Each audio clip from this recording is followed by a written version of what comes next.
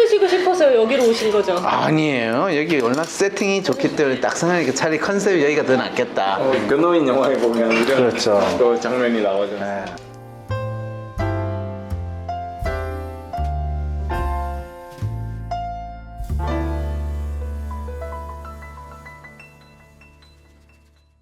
이쪽 경향신문 강진구 기자. 예, 반갑습니다. 이창재입니다. 예, 예. 여기 나오면서 이 감독님 만난다 그러니까 되게 부러워하더라고요. 한잔하시죠. 예, 일단 손을 제가 받은 다음에. 이렇게 맑게 따르시네. 이 맑은 걸 좋아하세요? 탁한 걸 안 좋아하시고. 네, 마음을 네. 맑게 가시니까 반갑습니다. 얼굴이 좋아하시는 것 같은데. 아 그래요? 그 이렇게 그럼에도 불구하고 여기서 가장 어울리는 하기로 했기 때문에. 저도 오늘 아침에 사실은 그 집사람이 머리가 왜 이렇게 샜어 해서 혼자서 염색을 했거든요. 그래서 오늘 방송할 날이었네요. 그렇죠. 그래가지고 이게 어떻게 하면 좀 더 또 분위기를 잘 잡을 수 있을까? 특히 이 노무현이라는 사람을 더 부각시키기 위해서 인간미가 있는 그 자체. 그래서 오늘 저희들이 이 길을 통째로 빌렸어요. 아, 예, 그렇습니까? 그래가지고 이 세팅 사장님의 협조를. 네. 자, 그래서 뭐 질문은 이제 시작하시죠. 네, 저번에 저희가 예. 책을 이제 확실하게 홍보해드리겠다고 약속을 해드렸기 때문에 예. 오늘은 책 이야기 위주로 다시 여쭤보려고 하거든요. 홍보 효과를 기대해도 됩니까? 포효과 감독님 한 번 더 나오시라고 책 구입했다는 댓글이 이미 훌륭하네요. 네. 열심히 하겠습니다. 그래서 영화가 나무라면은 그 책은 숲이라고 표현을 하셨더라고요. 오이. 색이 깨끗해요. 제가 그 박사님 자리를 들어가려고 저는 책을 읽고 왔거든요. 이분이 지금 기본적으로 항상 방송을 할 때마다 머리가 너무 비었다. 이걸로 가지고 저한테 참 많이 핀잔을 받으셨거든요. 자, 그래서 이제 질문한 거를 한번 해보세요. 그래서 이 책을 만드실 때 그 노무현의 삶을 재조명하는 것이 아니라 그 평생 청년으로 살다간 그 노무현에 대해서 이야기하고 싶었다라고 하셨거든요. 그래서 영화를 만드시고 또 책까지 왜 내시게 됐는지 궁금해요. 뭐 근본적으로 제가 영화를 만들고 나면 늘 책을 썼습니다. 진짜요? 네. 뭐 네, 그게 국적을 뭐- 두 배로 뻥튀기는 방법인가요? 아니 요즘 언론계에서는 그 멀티 콘텐츠 이런 걸 굉장히 중요시하죠. 그렇죠. 원소스 멀티 유즈. 네. 역시 정론을 다루시는 언론인답게 네, 오늘은 드시기 위해서 출연하신 걸로 하시고 먹방 프로그램으로 이렇게 책을 쓴 이제 1차적인 이유는 영화가 시간의 예술이라서 사실 되게 짧은 시간 안에 이야기를 다뤄야 되기도 하지만 또 옛날처럼 이렇게 영화관에 오래 있지를 또 못하고 되게 짧은 시간만 잠시 머물다 가는데 그 흔적조차 남지도 않거든요. 그래서 잠시 머물다 가는 게 마침 하루살이 인생처럼 그걸 보고 좀 허망했어요. 이렇게 영화 작업 자체가 뭐 돈을 벌다든지 다른 어떤 명성을 얻는다든지 이런 것도 있겠죠, 그죠? 근데 아예 영화가 개봉했다는 사실조차도 모르고 지나가는 그랬을 때 좀 항구적으로 시간을 가지고 좀 돌아봤을 때 남아있을 만한 뭔가 없을까 생각을 했는데 마침 다큐멘터리 영화는 좀 많이 자료가 많거든요. 그렇게 한 번을 찍고 나면 짧게 찍어도 한 200시간 이상은 찍으니까 이번 맥락과 관련 없는 이야기들은 다 잘려 나갑니다. 그러니까 그게 과연 재활용도 안 될 만한 이야기일까. 그런데 그러면 노무현이라는 사람 이 책은 별로 안 팔렸다는 이야기네요. 뭐 전반적으로 제가 쓴 책들은 별로 안 팔립니다. 그러면은 저는 근데 책을 보면서 그 감독님께서 이 영화를 만들 때 어떻게 접근했는지에 대한 접근법이 나와서 이 책은 그 노무현 감독님을 좋아하시는 노무현 감독님은 아니고요. 노무현 감독님이 찍은 이창재입니다. 이 감독님 이 질문을 드리고 싶었어요. 너무 노무현 대통령은 인간적이었고 인간적일 수밖에 없다 라는 걸 강조하기 위해서 너무 모든 그러니까 거의 저는 또 다른 한편의 이 영웅의 신화를 내가 이 책에서 읽어야 되는구나 때문에 처음에 이 노무현 대통령 처음 변호사 개업하고 얼마 안 됐을 때 이제 이 노수연이라고 이러면서 나는 이게 사촌 동생인가 했더니 먼 친척이라고 하는 네, 아주- 친구를 네. 사실 한 가지 재밌는 게 이제 운전기사로 이 어쨌든 부탁을 해서 썼던 그 구절부터 이제 시작을 하면서 이 책이 진행이 돼요. 이러면 이게 스포일러 아니죠? 아닙니다. 제가 뭐 감독님께서는 그 노무현 대통령님을 하지 않기 위해서 그 부분에 대해서 고민하셨던 부분이 있었거든요. 어떤 부분을 고민해? 노무현 대통령님께서 사람이라는 거를 강조하셨던 이유가 있었어요. 그래서 내가 질문을 한 거예요. 위인하지 않기 위해서 고민해서 사람을 강조했는데 네. 역설적으로 네. 모든 거는 과도하게 사람을 중심으로 하고 인간적이고 또 소탈하고 이런 거를 어떻게 보면 비현실적인 느낌이 들 정도까지 언급을 해서 예. 이것이 대체 뭐 저 개인적으로는 팩트를 좀 들어주십시오. 감독님 어서 반론하세요. 아니요, 전혀 그렇지 않습니다. 대개는 이제 그게 이제 변호사 업계뿐만 아니라 대부분 기사가 있고 아까 오늘도 우리가 그 강원랜더 함성이 그 이야기인데 그럴 때 기사든 비서를 뭐 내연의 여자를 만나는데 와서 계산하게 만들고 하는 이런 건데 사실 노무현 대통령 그런 거하고는 전혀 달라요. 보통 이 사람들 뭐 손님 만나가지고 이야기할 때 맛있는 음식을 먹는 자리다. 그러면 노무현 그때는 변호사는 기사를 불러와가지고 같이 먹자야. 이래가지고 이제 줬는데 그럴 때 되게 이제 아무리 그분이 소탈한다 하더라도 손님 입장에서는 기사는 기사고 또 변호사는 그리고 또 약간 그쪽 동네는 권위적인 분위기가 기본 있잖아요. 위계 질서가 있고 어떻게 반상의 차이가 이 뚜렷한데 뭐 한 상에 같이 먹냐 이제 이런 생각인데 노무현 대통령 아니 사람 같은 사람이 왜 그러냐 이래가지고 먹었다는 에피소드도 언급이 돼 있어요 그 책에. 네, 맞아요. 맞아요. 놀라운 학입니다. 그럼요. 근데 그건 그렇고. 예. 근데 이게 사실 그분만의 특별하고 다른 분들하고 차별성이 있다는 걸 한편으로 인정하면서도 그걸 이야기하니까 그게 돌아가신 분에 대한 추모의 마음을 더 가장해서 보인 것인가 아니면 실제로 그런 것인가는 의구심은 가질 수 있잖아요. 그런데 그게 이제 다행스럽게 이제 제가 청와대 시절에 대해서는 인터뷰를 좀 적게 한 부분이 있고 네. 겹치는 부분들이 좀 많았어요. 예를 들어서 거기 계신 장원석이십니까? 저게 사무장 동을 30년 동안 하신 분이 있는데 그렇죠. 그분이 예를 들어서 기사에 대한 운전기사에 대한 이야기를 네, 한 것들하고 네. 그 노수현 씨가 자기 자기가 기사에 직접 대한 이야기한 거. 그런 게 겹쳐질 때에 대해서 되게 일반적으로 좀 많이 쓰려고 했거든요. 그렇죠. 확인을 할 수 있는 거죠. 예, 한쪽이 너무 마음이 이제 울컥해서 만약에 감정대로 표현을 한 것 같은 경우에서는 사실 좀 감독들은 좀 오래 하다 보면 그런 것들이 좀 보이거든요. 당신이 그 감정에 의해서 사실이 조금 울컥거린다는 것들이 보이기도 하고 그런 것들은 당시에는 조금 이해될 수는 있지만 좀 냉정한 편집의 시간을 가지면 그때는 좀 잘 보입니다. 사실. 그 말씀은 그분의 소탈함과 또 인간에 대한 존중은 우리가 그냥 일상적인 통념으로 생각하는 그 수준을 넘어섰다. 제가 봤을 땐 그랬습니다. 왜냐하면 제가 그 인간에 대한 규정이란 게 좀 뭐 거창하게 이야기해서 이제 실존주의 이후에부터 우리가 인간에 대해서 되게 신에 대해서도 되게 좀 시니컬하게 보고 있지 않나. 네. 그러니까 뭐 그게 그거 아니야? 그냥 이렇게 되게 시니컬한 입장에서 세상과 인간에 대해서 보기 시작했고 우리 요즘은 더 심하죠 그런 네, 부분에서. 맞아요.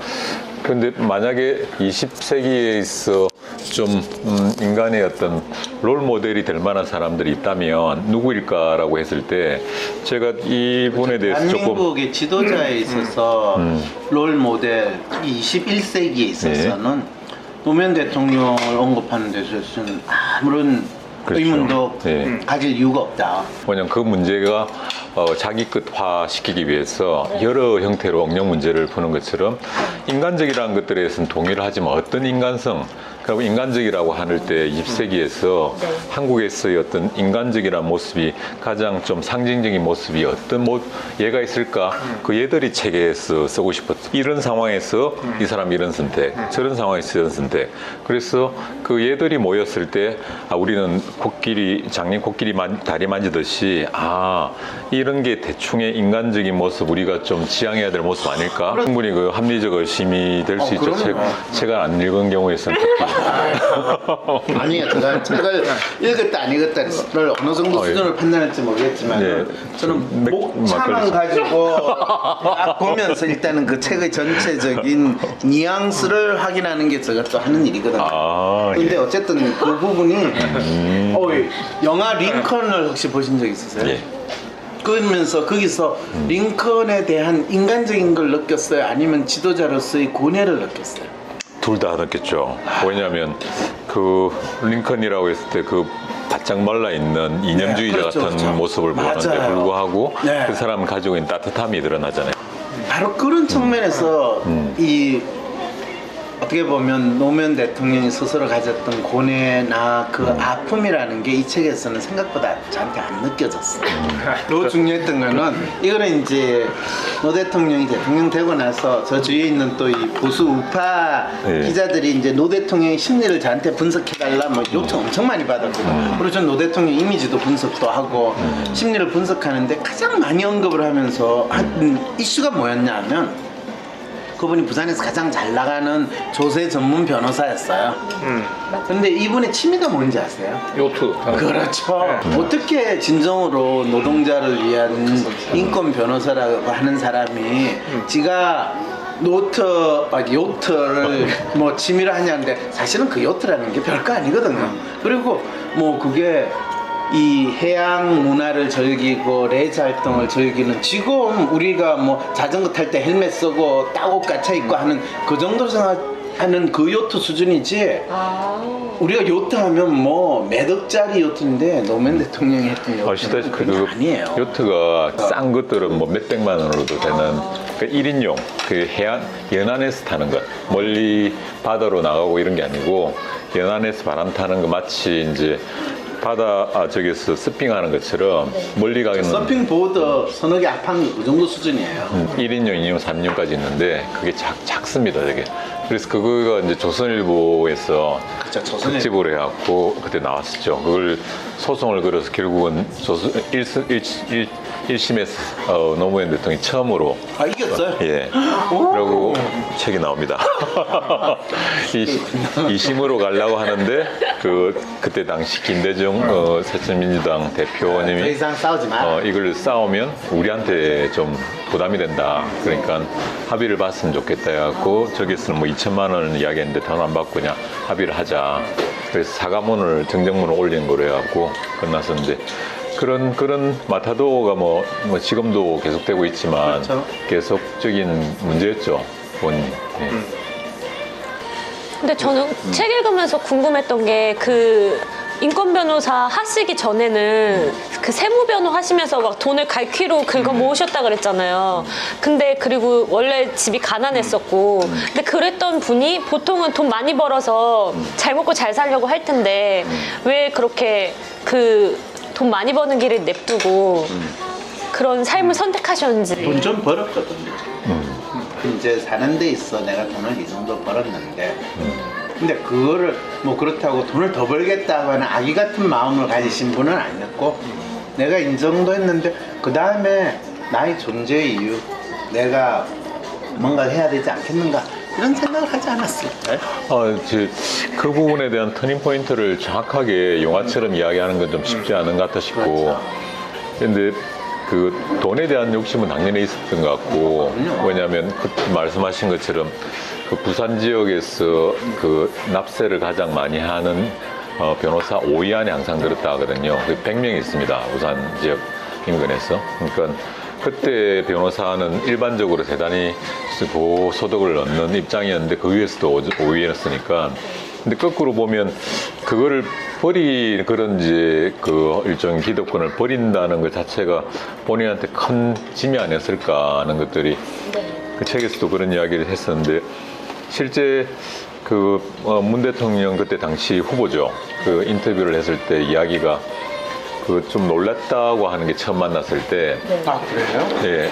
그 당시는 어쨌든 여기서 사법연수에서 차석으로 졸업하고 그 김현장에서 오퍼가 왔대요. 문 대통령. 그런데 김광일 변호사로 기억하는데 그분이 맞아요. 예, 저기서 문 변호사가 저는 개인적으로 이제 인권이나 노동 관련된 변론도 하고 싶다. 그것만 하는 게 아니고 이거를 하는 것들은 나한테 옷이 안 어울린다. 그래서 고향으로 내려가고 싶은데 소개를 해달라고 했을 때 노 대통령을 소개해줬대요. 맞아요.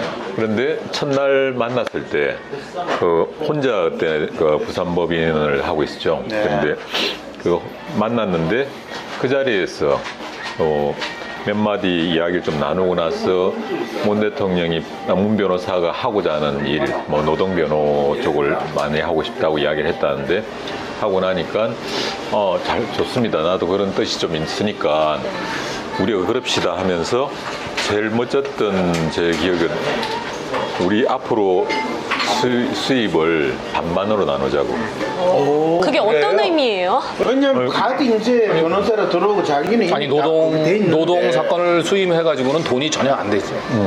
서로가 안 되니까 그걸 보완하자는. 그렇죠.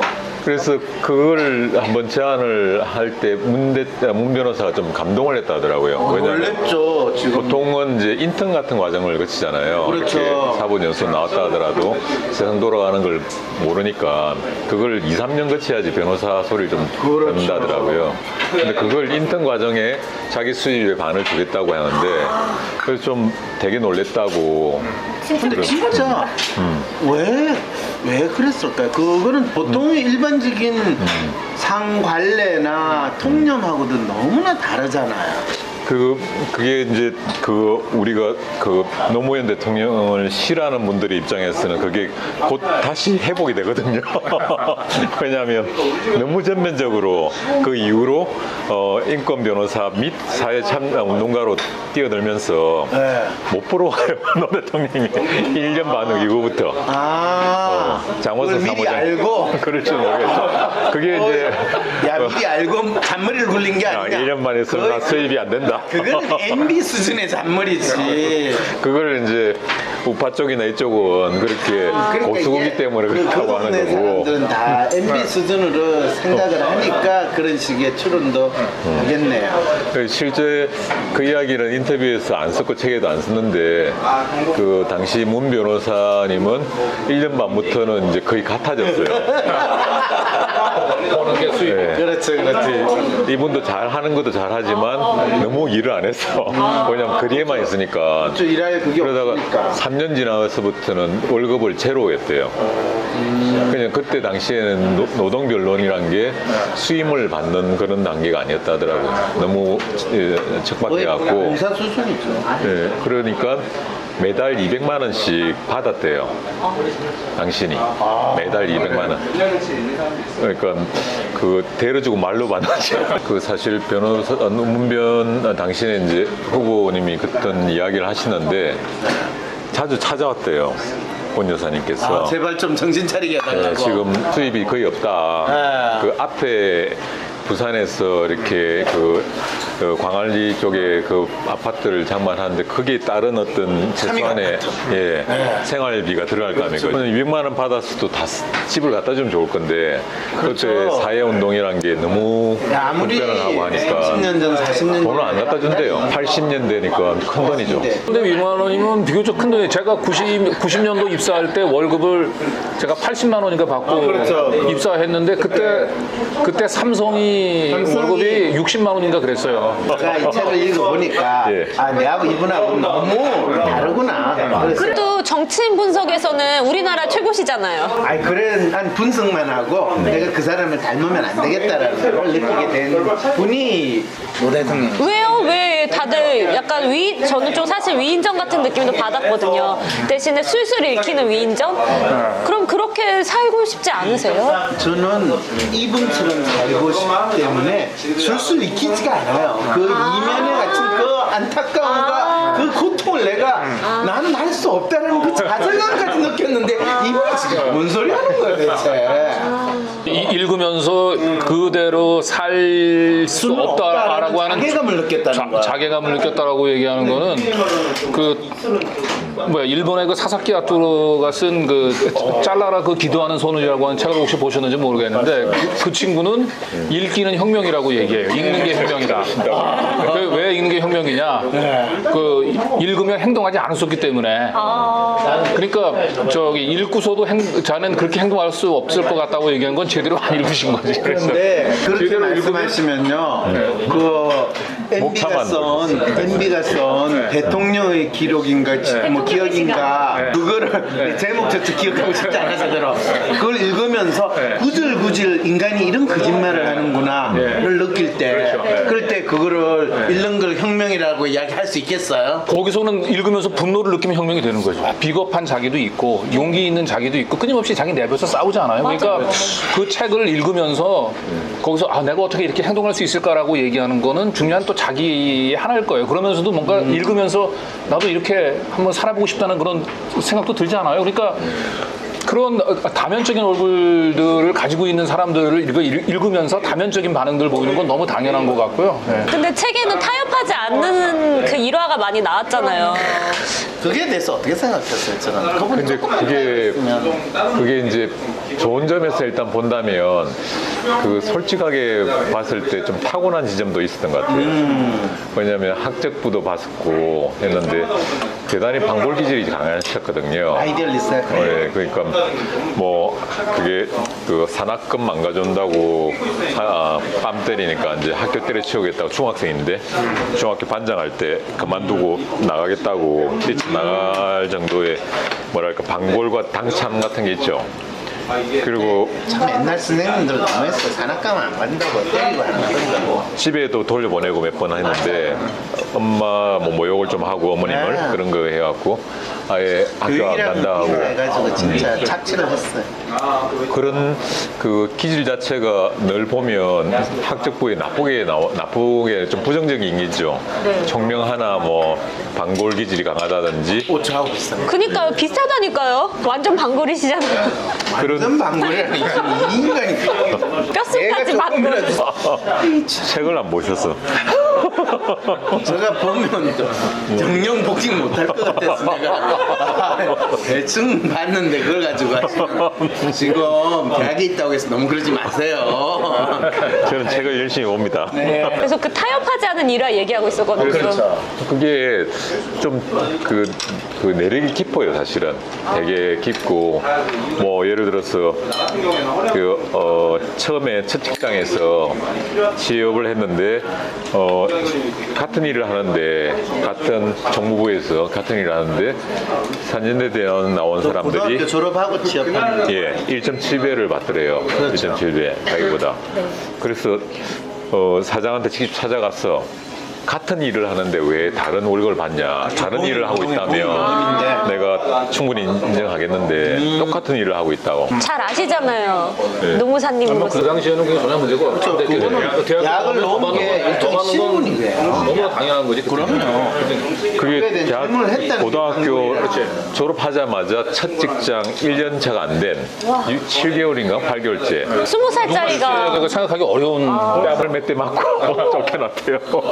이 자식이 지금 취업시켜놨더니 이렇게 돼갖고 마음을 여러 차례 맞고 건방지다부터. 네.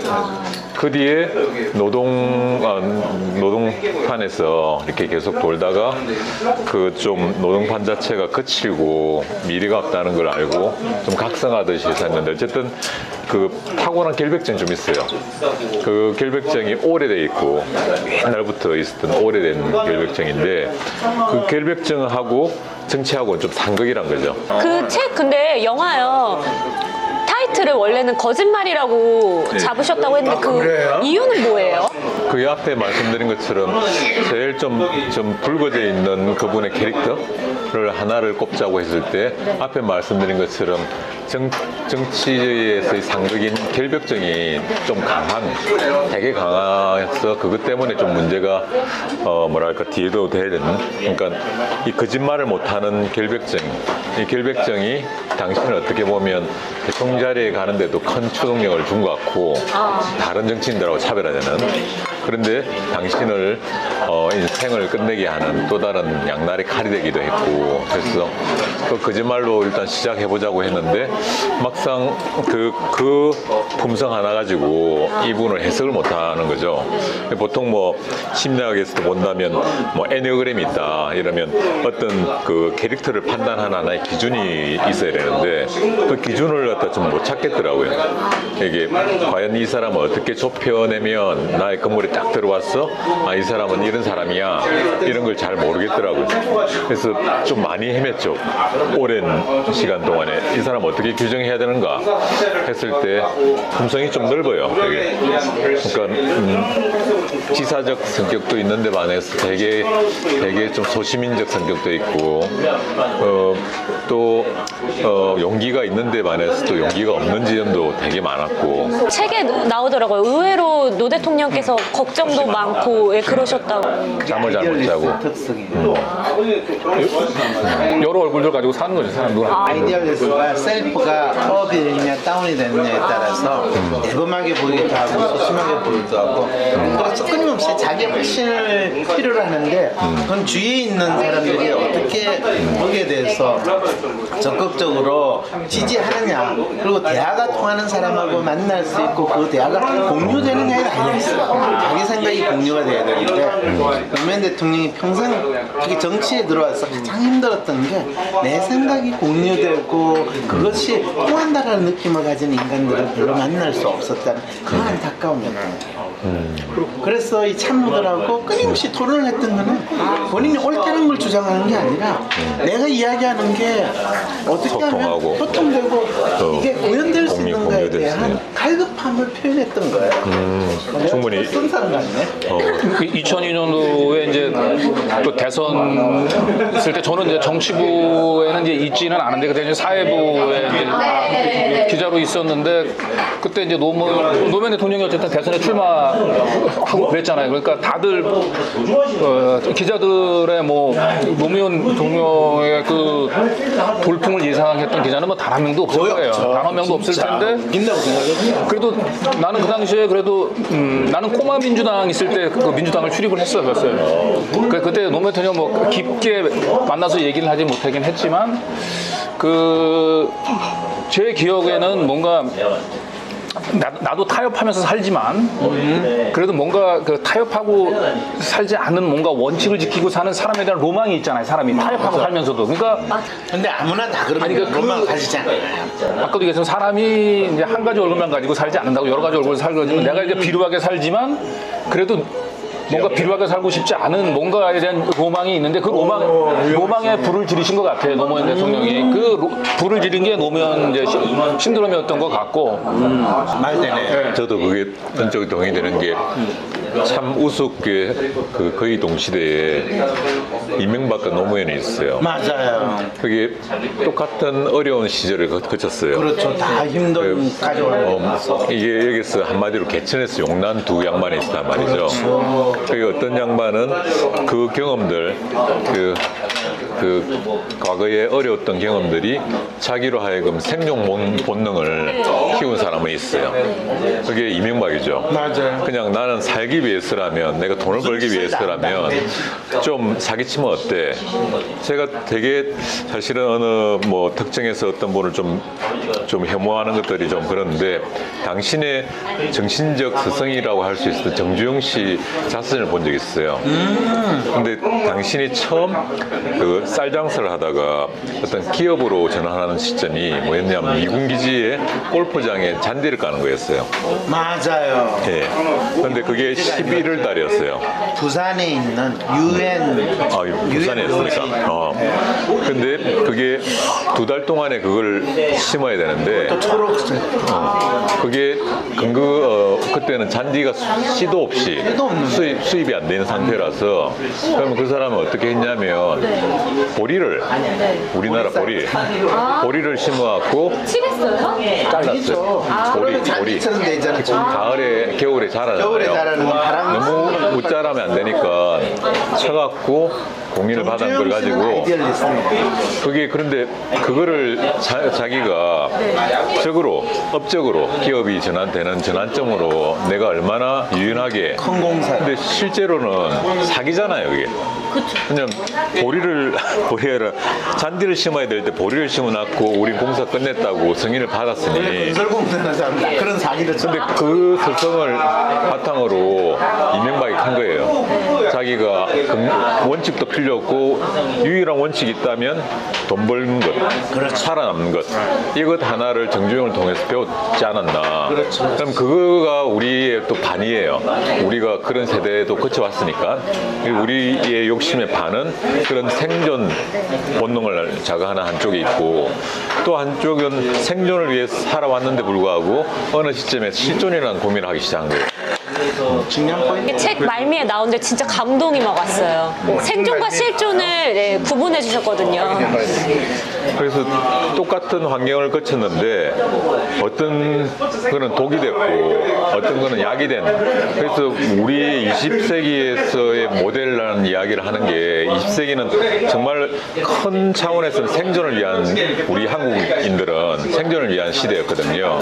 근데 그 시대를 거쳐오면서 좀 보석처럼 실존이라는 가치를 갖다가 우리한테 다시 한번 자기 몸으로 증명을 했으니 그래서 똑같은 나무가 같이 자랐는데 하나는 우리한테 독을 자극하는 또 하나는 우리한테 약을 자극하는 그런 나무가 아니었나. 그 참 비교되는 인물이라 생각이 들거든요. 그렇죠. 그래서 기자님께서 말씀하신 것처럼 우리한테서 로망으로 있었던 또는 잠재되어 있는데 부끄러워서 표현을 못했던 이런 많은 양친들이 노무현이라는 분을 통해서 자극을 받고 저 양반이 몸으로까지 저렇게 하는데 우리가 뭐 못해 하면서 좀 우리 그 국민 전체에다가 각성을 시키는 어떤 계기가 아니었나. 그래서 좀 뭐랄까요 소위 노빠라고 하는 이야기조차도 부끄럽지 않을 수 있다. 이런 그게 이제 제가 또 아쉬운 부분이 그 노빠든 아니면 노사모든 그거를 대통령이 당선이 되면서 그런 이 잠재적인 또는 약간의 무의식적인 그걸 자극을 했는데 당선되고 나서 또 심지어는 그분이 돌아가시고 나서 그분이 가졌던 그런 어떤 우리에게 주는 메시지가 무엇이었는가에 대해서 이 사람들한테 공유하고 알리는 부분이 너무 아쉬운 부분이 너무 많았던 거예요. 그래서 그 영화 만들어 주신 거에 대해서 저는 진짜 감사하게 생각을 하는데. 고맙습니다. 술 좀. 그리고 그것이 노 대통령이 되기 전까지는 이제 지난번에 그 영화로 잘 표현이 됐는데 되고 나서 그분이 그렇게까지 거의 저 생각에는 사투와 같은 노력을 했는데 그거는 사실 이 보수 언론에서 그 조중동에서 완벽하게 왜곡되고 많은 사람들한테는 진짜 이 모든 게 다 노무현 때문이야라는 원망하는 마음으로 만들어졌다는 게 저는 너무 화가 난다는 거예요. 그래서 노무현2 진짜 잘 만드셔야 돼요. 그리고 그럴 때 꼭 필요하신 분이 있을 거예요. 네. 모자이크 대신 뭐 말이죠.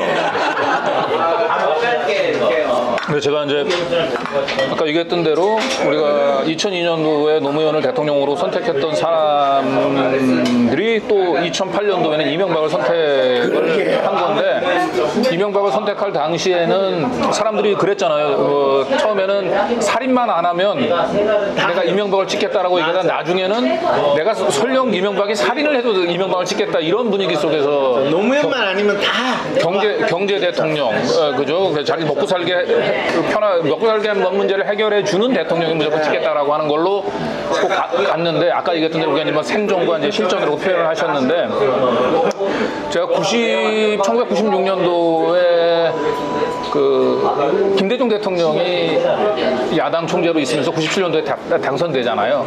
그때 서울역에서 마지막 집회를 할 때 하셨던 말씀이 제가 기억이 나요. 그 뭐라고 얘기했냐면은 그 당시까지는 우리가 그 4.16 이후에 한 번도 평화적인 정권 교체를 못 해봤잖아요. 그래서 그분이 자기로 얘기했던 게 우리가 정권 교체를 한번 하고 그래서 그 교체한 정권이 다시 야당이 되고 그 야당 됐던 분이 다시 여당이 되면 우리의 진정한 민주화가 온다라고 한 말씀을 하셨거든요. 진짜요? 그때 하셨어요. 무시무시한 예언을 하셨네. 예, 그러니까 자기가 대통령이 되면서 민주화가 된다는 게 아니고 그 된 사람이 야당이 되고 다시 그들을 그래야지 이어가겠어요. 국민이 깨어난다라는. 예, 그게 저는 기억이 굉장히 선명해요. 깜짝 놀랐어요. 그래서 제가 볼 때는 이명박의 당선이라고 얘기하는 부분들은 우리가 굉장히 비싼 수업료를 치르긴 했지만 결코 헛되지 않았다. 근데 박근혜까지 갔다는 게 너무 안타까운 거예요. 이쪽에 10년, 저쪽에 10년 그런 거죠. 저쪽 9년이잖아요, 그래서. 근데 제가 그래서 박근혜가 뭐 대통령이 트럼프도 될 때- 있잖아요. 아니 트럼프가 있다 하더라도 내가 이명박은 어쩔 수 없다고 생각했어요. 예. 근데 박근혜가 나왔을 때 그때 문재인 대통령 그때 후보하고 안철수 놓을 때 그때 너무너무 진짜 내 온몸이 떨릴 정도로 너무너무 힘들었어요. 근데 안철수 그 사람이 본인이 그런 시대적인 소명을 알고 놓지 않았다라는 걸 깨닫는 순간 돌아버리겠는 거예요. 그래서 그 사람이 마치 이무기와 같은 극으로 나오니까 그거 어떻게 해야 돼? 어떻게 해야 돼? 저는 그 정도까지밖에 못 봤는데 그래서 결국에 안타까운 상황이 되는 거죠. 근데 좀 기자님 말씀에 정말 이해가 되는 게 그 우리의 이상과는 다르게 어느 나라라도 이렇게 직선적으로 성장하든지 발전하는 아니면 뭐 의식이 그 나아가는 역사가 나아가는 데는 한 군데도 못 본 것 같아요. 그러니까 뭐 책에도 뭐 그런 말씀드렸는데 이렇게 나선형이라는 게 너무나 맞다. 이 거의 선상에서 본다면 2차원적으로 보면 아주 극단적인 후퇴인데 불구하고 이게 또 반동을 받아서 또 더 나아가기 위한 그런 과정이라는 게 특히 역사는 그 항상 똑같은 패턴으로 가는 것 같아요. 어떤 직선도 없다는 거죠. 기본 패턴은 반복이 되는데 오바마 이후에 분명히 다 이거죠. 오바마보다 더 훌륭한 또는 오바마가 기본이 됐으니까 그 다음은 더 뛰어난 대통령이 나올 거라고 다들 그 기대하고 있었는데 이 반동은 오바마가 아까 이런 업적에 비해서 더 마이너스가 더 크게 트럼프가 나왔으니까 그런 반동들이 그 어떤 의식을 성장시키고 단련시키는 참 중요한 과정이 아니나. 근데 참 재밌는 거는 이번에 존 맥케인 그 상원의원 장례식에서 이 오바마하고 이 부시 다 나와가지고 이 나라가 진짜 참 황당한 상황이고 쪽팔리는 상황이 됐다 이런 식의 조사를 다 했는데 적어도 자기 나라가 지도자 입장에서 어떤 상황에 처하고 있다는 거에 대해서 분명히 직시를 알 수 있는데 우리는 MB 시절이나 박근혜 시절에 우리가 어떤 상황에 처하고 있다는 거를 우리는 직시를 못했어요. 결국에 최순실에 의해서 꼭두각시가 됐다는 사실을 알고 나서야 그것도 정치 지도자도 아닌 국민들이 난리를 치니까 물론 이제 지금 자유한국당이 뭐 일부 이 탄핵하는데 약간 동조를 하긴 했지만은 그래서 이 나라는 정치 지도자에 의해서 움직이는 나라가 아니라는 걸 보여줬는데 그런 측면에서 노무현 대통령은 이 나라가 누구나 대통령이 될 수 있다라는 것을 보여준 또 다른 업적이라고 생각을 하십니까?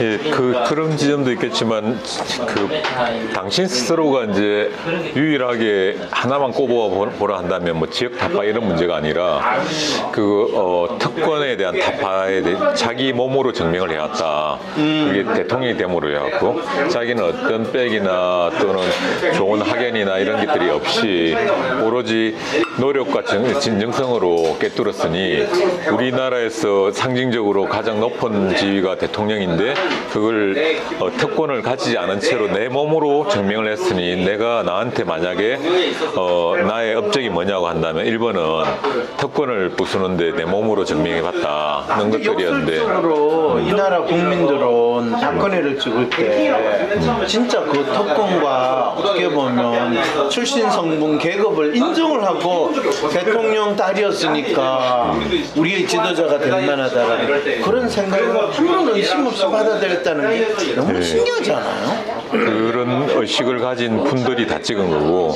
그렇지 않은 분들은 뭐 저 가까운 지인 한 분은 그럴 일은 없다고 그 박근혜가 그래, 대통령 됐을 될 일은 없다. 그래서 그날 심장병을 얻었어요.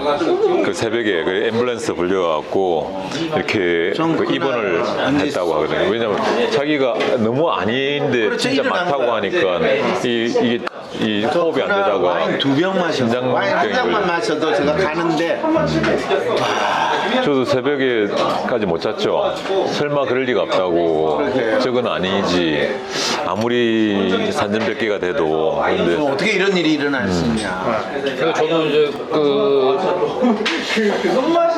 박근혜 당선 결과를 보고 집사람이 굉장히 침울해 해가지고 저는 이제 저 자신한테도 용기를 주고 집사람한테 유로할 겸해서 내가 했던 얘기는 그래도 박근혜가 당선돼서 의미가 있는 거는 아마 박근혜가 대통령이 돼서 나는 절대 잘할 거라고 보지 않는다. 저 실패할 텐데 실패하면 그 신화가 됐던 유신 신화 있잖아요.